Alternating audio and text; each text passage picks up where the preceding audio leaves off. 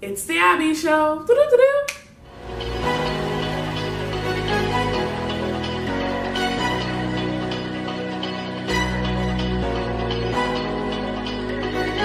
So today I'm going to do a Q&A K-pop edition.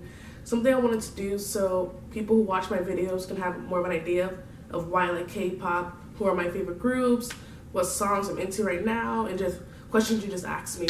So I'm going to do 10 questions today, and I'll do a part 2 later on. So you guys can comment below questions you want to ask me for my part 2, and don't forget to subscribe.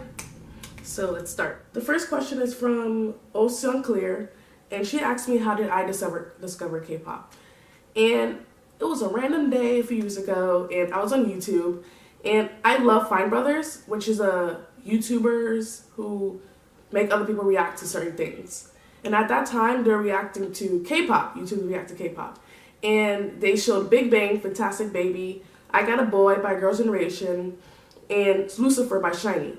And I was like, this is really, really different from American music. And from there, I just started doing my research on K-pop, especially of Big Bang and Girls' Generation. And with Lucifer, I like the song, but sometimes I just feel weird listening to it because it's the devil's name, you know what I mean? But SHINee was another great group I liked. But I had an iPhone, and I was listening to their radio, and they had a K-pop station. Thank God, because that is how I legit got into K-pop, because of that. I was listening to Jay Park. Jay Park's song, Know Your Name, was the first song I ever bought. Secret, After School. I was listening to a lot of songs, like second generation songs, groups.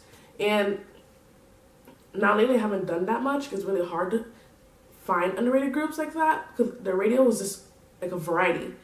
But I'm just really happy Fine Brothers did that because I would never have gotten into K-pop at that time, you know what I mean? So yeah, that is how I discovered K-pop. And the second question is from Sophia Min 5. Do you prefer girl crush, sexy, or cutesy concepts? It's all depending on the group, because some groups can work with sexy concepts, girl crush concepts, and cutesy concepts. But I, for one, I don't know. What is Red Velvet's concept? Because Red Velvet is like a weird cultural, cult kind of thing. Like the music is it's not cutesy, it's not sexy, even though they have. I'm gonna call Be Natural and Automatic sexy, but they have the R&B kind of feel. Who else? I don't know what I prefer. I prefer cutesy less, but it's all depending on how old the group is, because I don't want 25-year-old girls doing cutesy concepts. But let's see. Brave Girls, they're little sensual, sexy concept I like a lot because they're at that age, you know what I mean? I love Girl Crush with Blackpink. It's just, sometimes I want to feel I want to just feel, I don't know. It's just, yeah, it's all depending on the group. But I prefer Red Velvet's concept, whatever that concept is. And the third question, someone asked me from Cloudoshi? I'm not sure, but she asks, if you have a choice, you can hang out with your bias of any group for the whole day, but you can't see or talk to the rest of the group. Or you can hang out with the whole group except your bias. This question, when she first gave it to me, I was like, whoa, that's a hard question because the whole group, you could just talk to everyone, but then the person you really, really do want to talk to, you can't talk to. So for me, I think I'm gonna talk to my bias. Of any group, like EXO, I would love to talk to Kai, Jungkook, Vernon, Irene. I want to talk to them. I love you boys, but my bias, my man and my girl, I gotta talk to them. I'm sorry. The fourth question, someone asked me by, I almost cursed because, oh my god. F by Yoongi. She asked, or he, what's the K-pop song of your life? As of right now, it's Back to You by NCT 127. That song I can listen to no matter where I am, what I'm doing, what emotion I'm feeling. I can be sad, happy, just any emotion. I can just listen to the song and just feel how passionate these boys sing and rap in that song. So that's the song of my life currently. Another question someone asked me by Federis Abigail, that's my name, Abigail. Was there a time that you think, oh, do I need to quit K-pop? Not really quit K-pop, but it was more of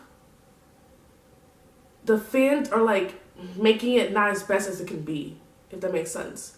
When I first got into K-pop, I didn't really know fandom names. I wasn't into like fandom. I was just listening to my people's music and doing what I had to do because I didn't have like a stan Twitter, Instagram, like any of that. So I was just coming into it as myself, learning K-pop, learning different groups and stuff. But now it's just so much hate towards each other, and it's so annoying because there's fan wars for no reason. There's fans are hating when their bias or whoever their group members gets married, leaves a group, dates someone, and like that's why like I feel like groups are so scared to talk to each other as in co-ed, like boys and girls, because there's just so much hate going around and they'll get bashed for no reason. And that is why like it's like being a fan of K-pop is just so hard, especially because now I have a stan Twitter account, so I can see everyone bickering with each other for no reason. And it's like, people, well, some of them are, I would say grown adults, but some of them are legit 12 years old, which is bad because it's supposed to be 13 to have a Twitter account. But anyway, that's like a reason why I want to quit K-pop, but not quit K-pop, but as in just stand up by myself. Like, don't even talk about any other thing with other people, because if you say the wrong thing, they'll come at you the wrong way. And don't come at me because I didn't say something you liked or whatever. So that's a reason. And yeah, so people, fan wars are for no reason. Like, quit it. We're so over that. We're in the new year, 2018. New year, new stands. Come on. Another question is by @twiceenough. Tell us your top 5 best active girl groups. Number 1, My Baby Girls, Red Velvet. I love them from the moment they debuted. They're just amazing and iconic, and like they give out so much versatile music. I wish people can actually listen to their music and understand like they're not they want to show a different side to them every single song, which is why I love them so much. Every single member, I love you all. Keep doing what you do because you guys are doing so well. Like 2017 was their year and I'm so proud of them. I love you, Red Velvet. Number 2 is, I had to write them down, so I was like, let me not forget and take forever thinking. Blackpink. Blackpink is so not underrated because we know they're good. YG is just sleeping on them. YG needs to give them their full album, mini album, whatever. I know Jenny's tired of watching Netflix and playing the same songs over and over again. And these girls have so much potential to be one of the biggest girl groups around the world, and YG's just letting them do nothing. And so Blackpink is a group I love so much. Each member are so funny in their own way, and I'm watching a reality show now. It's so good. You guys should watch it. Number 3 is Twice, and for Twice, I watched their reality show 16. And like I was watching the show, but I love their debut song like Ooh, Cheer Up, TT. But I didn't fully stand up like I was for Blackpink and Red Velvet. And with them, I enjoyed them from like, I guess, the sideline. But then once Likey came out, well, okay. Anywho, once Likey song came out, I was like, you know what, I'm becoming a once, because Likey is such a good song and they're showing growth in their voices and their rapping. Oh my gosh. They're just growing up as females, as women, and I'm watching them grow up, and I'm really happy to become a once. Another group is Girls' Generation. The Girls' Generation, they were the original bad bitches, okay? Well, not, second generation. I know there's girl groups before them, but you understand what I mean. Like, these girls are what made K-pop known around the world for girl groups, even boy groups, you know what I mean? And they're so amazing individually. And I'm just so happy, even though Tiffany, Soohyun, and Sooyoung left the company, they didn't leave the group. So I want to see how it goes in the future because they're amazing. Hopefully another subunit drops because there is other members in the company and SM needs to fix that. Thank you. And my last group would be Mama Moo. Now this girl group, their vocals are just amazing. And I'm so happy they're so popular because there's groups who just literally just can't sing, and sorry, but you can't. And there's groups like Mama Moo who can sing amazingly. Each one of them. Even Moonbyo, if I said her name right. Even though she's a rapper, she can still sing. So NCT_Dream Jimin, she asked me how many groups do I like. I'm in multiple fandoms. I love all groups. I'm trying to add more into my list. I'm not a person that can just stay focused on one group. Like I can still love you, give you my full 100% of love, but I can do that for a lot of groups. And so I'm in a lot of groups. Like I stand majority of SM companies. GOT7 twice from JYP. Blackpink. Big Bang Winner from YG. BTS. Who else? Pristin. All the members from Produce 101. All the like current groups. Who else? Wow, there's a lot of groups. Card. So as you can see, I love all groups.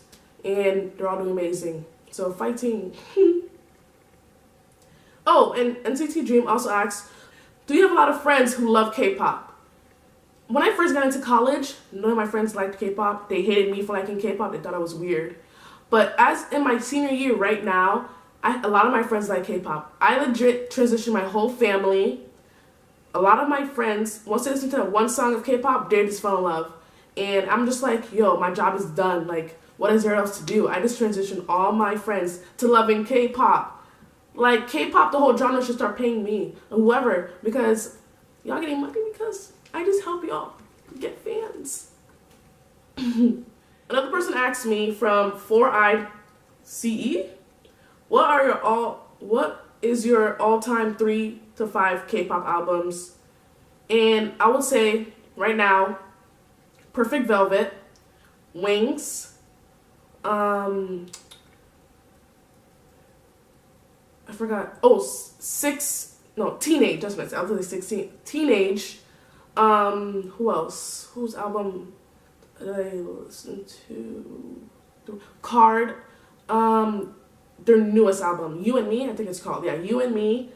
My 4 favorite albums of all time. Another person asked me, at B_T_S_fangirl. When I said underscore. Who was your first male female bias and why did you choose him or her? Okay, going to K-pop, when Fine Brothers also did a K-pop react to, Dio stood out to me. I would say Dio's my first bias. Dio had an amazing voice and he was just so cute and like he looked like the baby and I was just in love with him. And for females, I would say it would be a Girls' Generation member. It would be Hyun.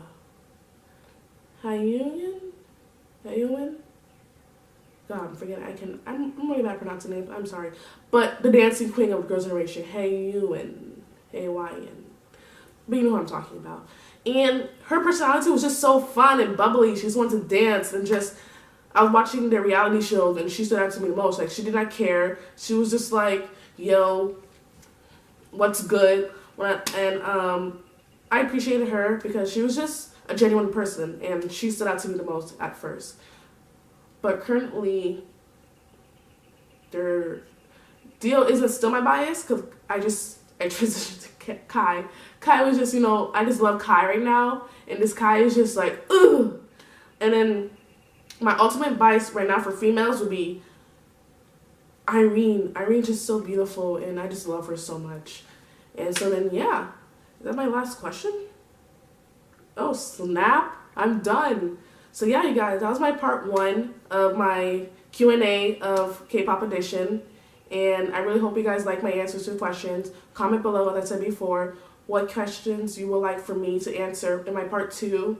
And I hope you guys have a great 2018, and like, comment, subscribe. Abby out.